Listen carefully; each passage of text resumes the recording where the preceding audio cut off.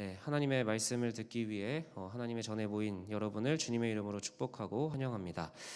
제가 이제 기도와 관련된 것들은 제가 먼저 말씀 전에 광고하도록 하겠습니다. 여러분들 주보를 보시면 1번에 청년부 공동체를 위한 기도가 있습니다. 에베소서 6장 18절 말씀을 갖고 우리가 함께 기도하면 좋겠습니다. 여러분들이 기도와 간구를 항상 깨어서 기도하며 성령을 구하는 하이 청년부가 되면 좋겠습니다. 또한 금요일마다 금요기도회가 가나의 집 열리몰에서 있습니다. 함께 기도하며 말씀으로 또 무장할 수 있는 시간이 되면 좋겠습니다. 말씀 나누겠습니다. 요새 그런 말을 많이 듣습니다. 번아웃. 혹시 이 중에서 번아웃을 경험한 청년들이 있다면 조심스레 손을 들으실 필요는 없고 마음으로 손을 들어주시면 번아웃 경험한 적이 다 있을 겁니다. 그런데 이 번아웃이 왜 오냐면요, 너무 바쁘게 에너지를 다 쏟다 보니까 신체적으로 정신적으로 에너지를 다 써버리는 겁니다. 그래서 피로감이 몰려오고 무기력해지는 증상이 번아웃이라고 합니다. 그런데 문제가 하나가 또 있더라고요. 번아웃이라고 생각을 해요. 근데 번아웃이 아니라 무기력증이라는 게 또 있더라고요. 근데 심리학자들은 번아웃과 무기력증을 아주 분명하게 구분을 합니다. 번아웃은요, 에너지가 아예 없는 거예요. 다 소진해서 에너지가 없는 거고요. 무기력증은요, 에너지가 있는데 안 쓰는 겁니다. 그러니까 번아웃과 무기력증을 구분을 해야 된대요. 번아웃에게 필요한 거는 휴식이지만 무기력증에게 필요한 건 휴식이 아니라는 겁니다. 시험 공부든 뭐든 해야 되는 게 있음에도 불구하고, 해야 되는 걸 알면서도 불구하고 막연하게 유튜브를 막 틀거나 게임을 하면서 허송세월을 보내는 것이 무기력증의 대표적인 증상이라고 합니다. 근데 자기는 그렇게 하면서 이게 무기력증이 아니라 번아웃이라고 생각하는 게 문제라는 거죠. 무기력증은 에너지가 없는 게 아닌데 자기는 에너지가 있는데 이거를 못 쓰고 있을 뿐인데 없다고 생각을 하는 겁니다. 근데 무기력증이 왜 나타나느냐? 에너지를 어떻게 써야 되는지를 모르기 때문에 나타난다라고 합니다. 무기력증의 해법은 쉬는 것이 아니라 이렇게 하는 거라고 합니다. 왜냐하면 에너지가 없는 게 아니기 때문에 무기력증에서 가장 쉽게 벗어나는 방법을 이렇게 이야기를 하더라고요. 책상을 정리하거나 설거지를 하는 것처럼 몸을 움직였을 때 작은 변화가 일어날 수 있는 것들을 해보라고 권면을 하더라고요. 그런 면에서 오늘 아침 자리에서 일어나 움직여서 예배 자리에 오신 여러분은 이미 하나님이 주신 이 주말에 작은 승리를 경험한 거라고 생각을 합니다. 그러나 분명 이 작은 움직임이 모든 여러분의 무기력을 극복하게 하는 전부는 아니겠죠. 이 시대에 정말 많은 사람들이 번아웃과 무기력증을 호소하고 있습니다. 이 괜한 이유가 아닐 거예요. 알게 모르게 이 시대에 무기력을 퍼뜨리는 생각과 가치가 있을 거라고 생각을 합니다. 근데 우리는 너무 무감각하게 그 세상의 가치와 생각들을 받아들이다 보니까 수많은 사람들이 무기력증과 번아웃에 호소를 하는 거죠. 그러나 오늘 이 시간에는 그 세상의 가치가 아니라 오늘도 나를 사랑한다고 하시는 하나님의 말씀이 가장 중요한 가치로 여러분을 지배하기를 주님의 이름으로 축복합니다. 이곳에서 선포되는 말씀을 통해 여러분이 체념이 아니라 무기력이 지배하는 인생이 아니라 하나님이 주시는 활력과 생명으로 살아내는 인생이 되길 주님의 이름으로 축복합니다. 무기력에 빠진 이 시대를 향해 하시는 하나님의 첫 번째 말씀입니다. 한번 따라해 봅시다. 쓸데없는 것은 없다. 우리는 평일 묵상부터 설교 말씀 계속 고린도 전서를 나누고 있습니다. 여러분이 잊지 않기를 간절히 소망하며 한 가지 질문을 하겠습니다. 고린도 도시의 특징을 혹시 기억을 하시나요? 네.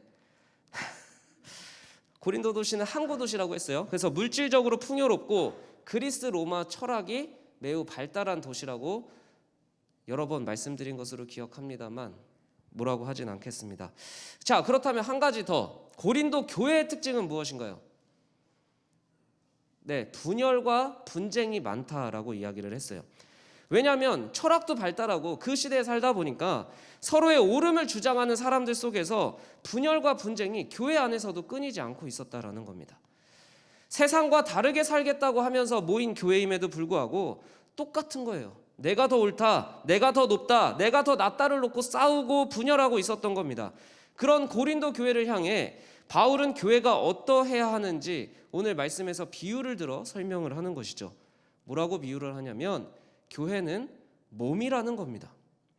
여러분, 몸의 특징이 뭡니까? 눈, 코, 입, 손, 발, 머리, 다양한 지체가 하나를 이루고 있는 게 몸의 특징이죠. 물론 좀 더 중요해 보이는 기관들이 있는 듯해 보입니다. 머리나 눈은 상대적으로 좀 중요해 보이죠. 근데 상대적으로 또 덜 중요해 보이는 기관들이 여러분 나름대로 또 있을지 모르겠습니다. 그런데 이 몸을 갖고 살다 보면요, 이런 깨달음을 가질 때가 있습니다. 아주 작은 상처가 내 온몸을 불편하게 하는구나를 깨달을 때가 있다라는 겁니다. 아주 작은 부위라도 상처를 입거나 다치게 되면요, 온몸을 편하게 움직이는 거에 지장이 생기더라고요. 군대에서 행군할 때 발바닥에 물집이 한번 잡힌 적이 있습니다. 근데 이 물집을 잡히니까 불편한 거예요. 그래서 그 물집을 피하려고 발바닥 모양을 약간 다르게 해서 걸었거든요. 그랬더니 허리가 아프고, 허리가 틀어지니까 어깨가 아프고 목이 아프더라고요. 정말 나의 몸에 생긴 거는 물집이라는 작은 변화였는데 온몸이 그것 때문에 틀어지고 온몸이 같이 고생을 하더라는 겁니다. 별거 아닌 상처 하나가 온몸에 영향을 끼칠 수 있는 게 몸의 특징이라는 거예요. 생각보다 중요하지 않은 것, 생각보다 필요 없는 것이 우리 몸에는 없다라는 겁니다. 교회도 똑같습니다. 교회를 이루고 있는 수많은 사람들 모두가 연결되어 있고 그렇기에 그들 모두가 빠짐없이 중요하다라고 말씀하고 계시는 거죠. 바울은 아주 직설적으로 이렇게 표현을 합니다. 눈이 손더러 쓸데없다고 하거나 머리가 발더러 쓸데없다고 못한다라는 거죠. 여러분, 근데 신앙생활을 하면서도, 교회를 다니면서도, 하나님을 믿는다고 하면서도 이런 마음이 불쑥불쑥 들 때가 있지 않습니까? 우리 삶 속에서도 이런 생각이 듭니다. 아, 진짜 저 사람만 없었으면 좋겠다. 저 사람만 없어도 내 인생이 훨씬 더 편해질 것 같다. 좋아질 것 같다. 이런 생각이 들 때가 있을 거라는 거예요. 우리가 말씀 없이 그냥 우리의 눈으로 세상을 바라보면요, 분명하게 사람은 두 부류로 나눠진다라는 거예요. 나한테 필요한 사람, 나한테 필요 없는 사람. 우리 공동체에 유익이 되는 사람, 우리 공동체에 유익이 안 되는 사람. 이런 식으로 자꾸 나눠진다라는 거예요.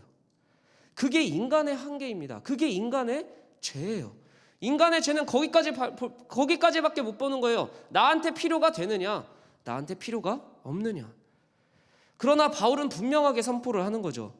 하나님은 그런 분이 아니라고. 하나님은 부족한 지체에게는 귀중함을 더하신다라고 오늘 말씀을 하고 있습니다. 하나님은 부족한 지체를 그저 부족하다고 규정하시는 게 아니라 부족하다고 보이면 그에게 귀중함을 더 부어주시는 분이라는 거예요. 그리고 분쟁이 없고 여러 지체가 서로 같이 돌보게 하는 곳이 바로 하나님이 임한 교회의 특징이라는 거죠. 여러분, 생각해 봅시다. 고린도 성도들이 교회 안에서 분쟁하고 분열하는 게 정말 특별한 일이었을까요? 제가 생각했을 때는 아니라고 생각을 합니다. 그들이 살던 세상 속에서는요, 분열과 분쟁이 너무나 당연하고 일상이었을 거예요. 그들의 일상에서 익숙한 방식대로 그냥 교회 안에서도 똑같이 산 거예요. 서로 별말 아닌 듯 서로를 평가하고 서로의 노력을 무시하면서 신앙생활이라고 했을 겁니다. 바울이 괜히 이런 표현을 쓴 게 아닐 거예요. 눈이 손더러 쓸데없다, 머리가 발더러 쓸데없다. 아마 고린도 교회 안에는 서로가 서로에게 너는 쓸데없다라는 말을 아무렇지 않게 함부로 하는 사람들이 있었을 거라고 생각을 합니다. 사실 우리 마음속에, 그리고 우리 사회 속에 너무나 당연하게 이런 생각들이 있습니다. 저런 쓸데없는 짓을 왜 하지? 라는 생각이 담겨 있지 않은가? 되돌아봅시다. 그런데 여러분, 놀랍게도요, 사람이 무기력으로 빠지는 지점이 어딘지 아십니까? 내가 정말 열심히 노력을 했는데 누군가가 내 노력을 보고 이렇게 평가하는 겁니다. 야, 그거 쓸데없는 거 왜 했어? 그때 사람은 무너진다라고 합니다. 그리고 일순간에 무기력증으로 빠진다라고 하는 거죠. 누군가는 이렇게 이야기를 합니다. 너 인생 걱정해서 하는 말이야. 쓸데없는 짓 좀 하지 마. 내가 너 사랑해서 하는 말이야. 너 쓸데없는 일 좀 하지 마. 이 말이 타인을 일순간에 무기력하게 만든다라는 거죠. 그러나 사랑도 걱정도 없이 누군가를 쓸데없는 존재로 만들어버리는 문화에 익숙해지고 있을 때 이 사회는 점점 무기력하게 되는 겁니다. 여러분, 그냥 사회가 무기력해지면 열심히 사는 사람들이 열심히 살면 되지 않을까라고 생각할 수도 있습니다. 근데 사회는 생각보다 그렇지 않습니다. 모든 사람이 무기력이 만연해지기 시작하면요, 점점 집중력을 잃게 된대요. 집중력을 잃으면 정말 집중력이 있을 때는 아무 문제가 되지 않았었던 것들이 문제가 되기 시작합니다. 매우 큰 폭발 사건이 있었는데 그 이유가 부주의하게 가스밸브를 잠그지 않아서 공장이 폭발했다고 합니다. 그 재산 피해만 몇백억이고요, 거기에 인명 피해만 또 어마어마합니다. 무기력이 만연해졌을 때 사회는 이곳저곳에서 무너질 수밖에 없다라는 거죠. 반복적으로 내 노력이 무시되고 반복적으로 나 스스로가 쓸데없는 존재처럼 여겨지는 사람들이 너무나 많아진다면 어느 누가 열심히 살고 싶고 어느 누가 최선을 다해서 살고 싶겠습니까? 누구는 쓸데있는 존재로, 누구는 쓸데없는 존재로 나누는 것은 지금 이 시대에만 있었던 것이 아니라 고대 인류로부터 끊임없이 흘러오고 있었던 죄된 모습입니다. 고대 신화 속에서도요, 어떤 인간은 신의 아들이래요. 근데 어떤 인간은 그냥 먼지로 지어진 노예에 불과하대요. 그러나 그 수많은 고대의 설화들 속에서 오직 성경만이 노예든 귀족이든 왕이든 태생에 상관없이 사람이라면 모두 다 하나님의 형상으로 지어졌다라고 선포하고 있는 것입니다. 여러분, 그리스도인이라는 건요, 세상과 똑같이 사는 사람들이 아닙니다. 세상의 가치를 무감각하게 받아들이는 사람들이 아닙니다. 그리스도인은 당연하다고 여겨지는 세상의 가치가 정말 당연한 것인지, 세상의 가치가 정말 정답인지 질문하고 의문을 제기해야 되는 책임이 있는 사람들입니다. 수많은 신화가, 수많은 설화가 야, 얘는 원래부터 신의 아들이야, 얘는 원래 노예야 라고 할 때 아니야, 우리는 모두가 하나님의 형상이야 라고 외쳤던 것처럼 오늘 우리도 똑같이 이야기해야 되는 겁니다. 왜 저 사람이 쓸데없어? 쓸데없이 느껴지면 하나님이 저 사람에게 귀중함을 부어줄 거야. 저 사람은 하나님 앞에서도 귀중한 존재야 라고 말할 수 있는 그 책임이 그리스도인에게 있다라는 거죠. 누군가를 향해 쓸데없다고 할 때 아무 의심을 하지 않습니다. 사람들은 맞아, 저런 애는 필요 없지, 저런 애 괜히 우리 조직에 들어와서 힘들게 하네. 능력 있는 사람이요, 능력 없는 사람을 향해 저런 사람은 필요 없어라고 할 때요, 능력 있는 사람의 평가와 판단이 정답이 되어버리는 게 우리 시대 아닙니까? 그러니까 끊임없이 능력 있는 사람을 더 인정해주고 능력 없는 사람은 끊임없이 무기력해지게 되는 겁니다. 그런데 우리는 자유로울까요? 우리는 평생 모든 사람에게 쓸데있는 사람이라고, 쓸모있는 사람이라고 인정만 받고 살 수 있을까요? 아니죠.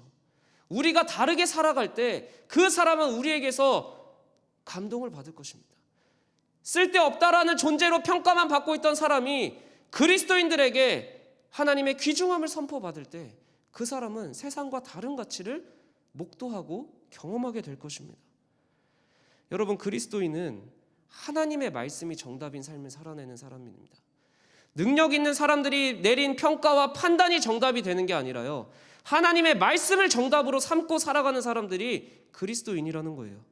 모두가 쓸데없다고 할 때 기꺼이 그를 위해 하나님이 더하실 귀중함을 기도해 줄 수 있는 사람들, 누군가가 고통을 당할 때에 함께 고통을 감당해 줄 수 있는 사람들, 누군가가 누리는 기쁨을 배아파하고 깎아내리기보다 서로가 그 기쁨을 같이 기뻐할 수 있는 공동체, 그 공동체만이 이 세상을 더 아름답게 만들 수 있지 않겠습니까?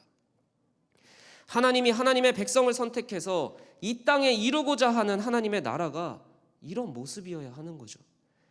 혹여 이 자리에 누군가가 쓸모없는 사람처럼 여겨진 청년이 있다면, 누군가에게 쓸데없는 짓 하지 말라는 말로 스스로에게 자신감이 없어진 청년이 있다면 오늘 이 말씀으로 힘을 얻기를 주님의 이름으로 축복합니다.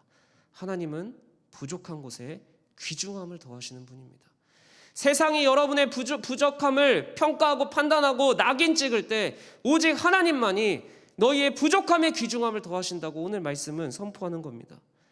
세상이 규명하고 규정한 대로 나는 쓸데없는 사람인가 보다, 나는 뭐해도 안 되는 존재인가 보다, 그 생각이 여러분의 머리를 지배하고 있다면 이 시간 세상의 가치로 여러분의 생각과 정체성을 채우지 마십시오. 이 시간 우리의 부족함에 반드시 귀중함을 더하겠다고 약속하신 그 하나님의 말씀을 여러분의 정체성과 마음에 채워 넣으십시오.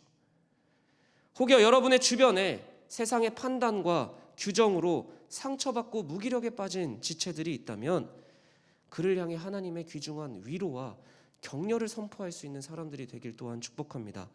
그럴 때에 우리는 조금은 더 아름다운 공동체를 만들어 갈 것입니다. 무기력에 빠진 이 사회를 향해 알리시는 하나님의 두 번째 말씀입니다. 한번 따라해 봅시다. 가장 좋은 길을 보이리라. 아무리 내가 쓸데없는 존재가 아니라 귀중한 존재야 라고 이야기를 하더라도 여전히 부족하겠죠. 내가 귀중한 존재라면 그걸 어떻게 알지? 그걸 어떻게 느끼지? 궁금합니다.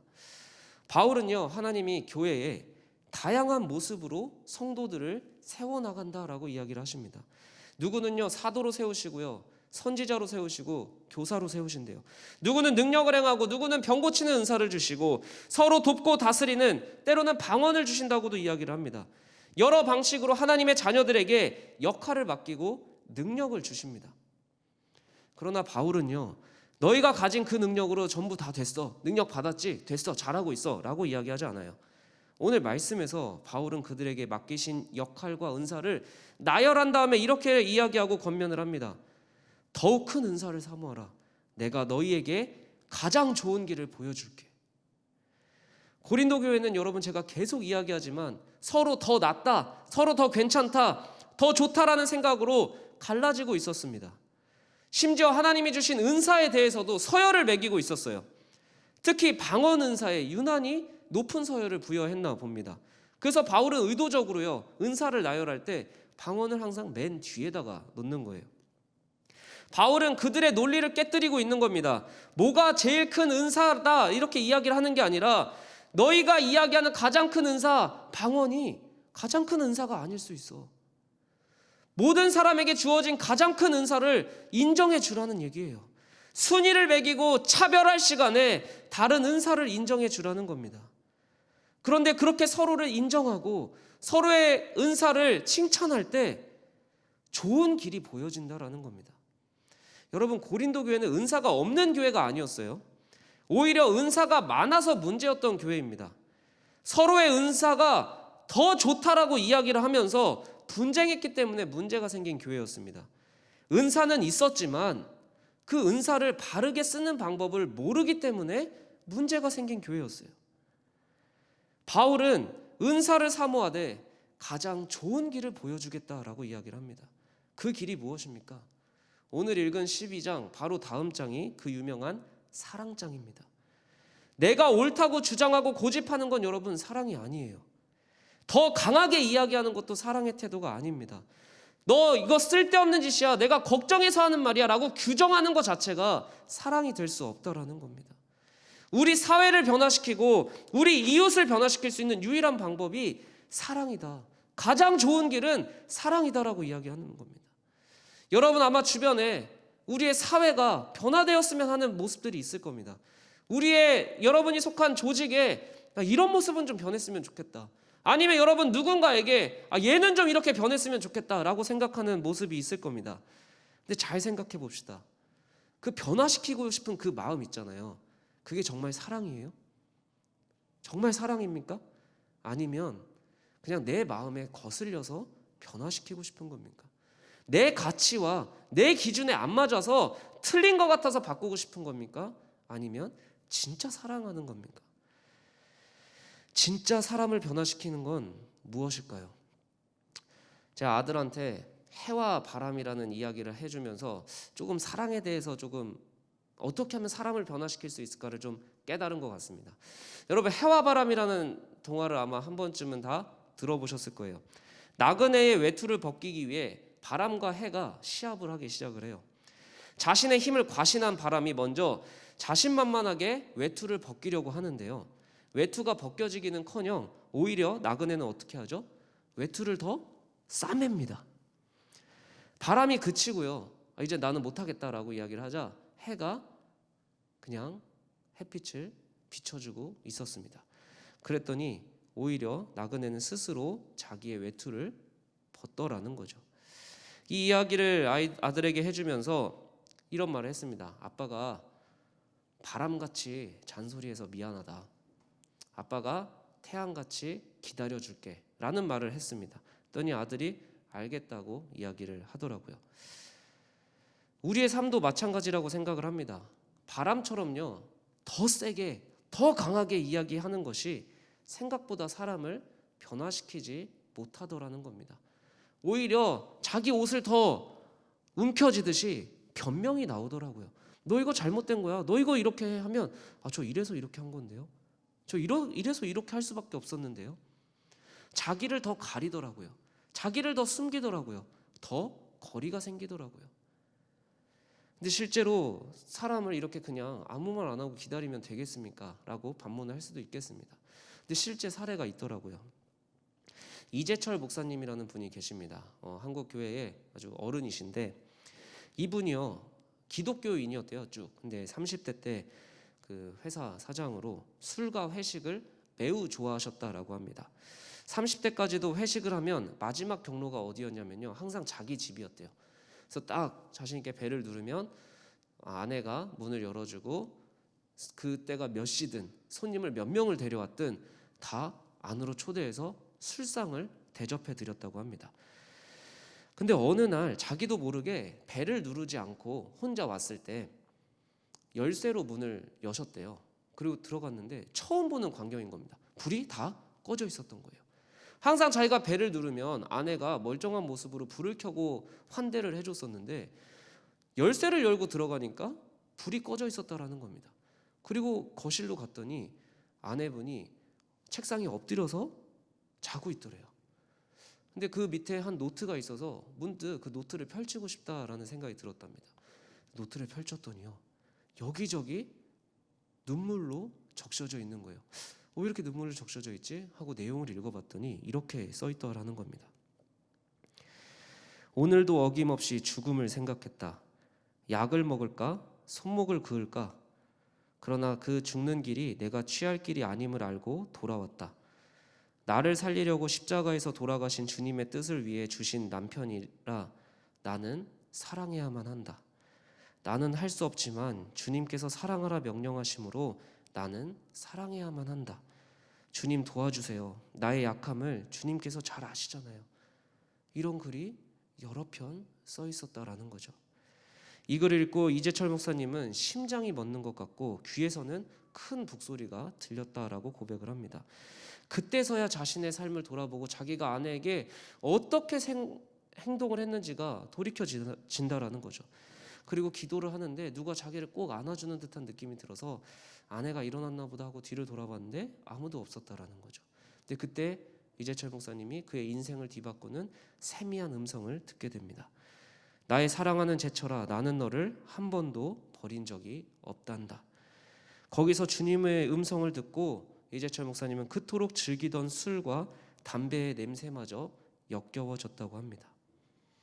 여러분, 이재철 목사님의 변화를 일으킨 것은 분명 살아있는 성령님의 역사일 것입니다.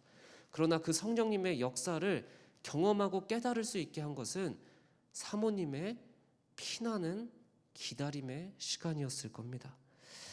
여러분, 오늘 이 시대에 수많은 사람들이 무기력증과 우울감이 지배하는 이유는 교회가 사랑과 기다림이라는 가치를 잃어버렸기 때문이 아닌가 조심스럽게 생각을 해보았습니다. 교회인데도 똑같이 누구는 쓸데없는 존재로 규정하며 살고 있지는 않았습니까? 능력을 달라고, 내가 이 회사를 다닐 수 있는 능력을 달라고, 내가 이런 직업을 가질 수 있는 힘을 달라고, 은사를 달라고 기도를 하지만 정작 그 은사와 능력을 바르게 사용하는 방법에 대해서는 어떠한 고민도 안 하고 살지는 않았습니까?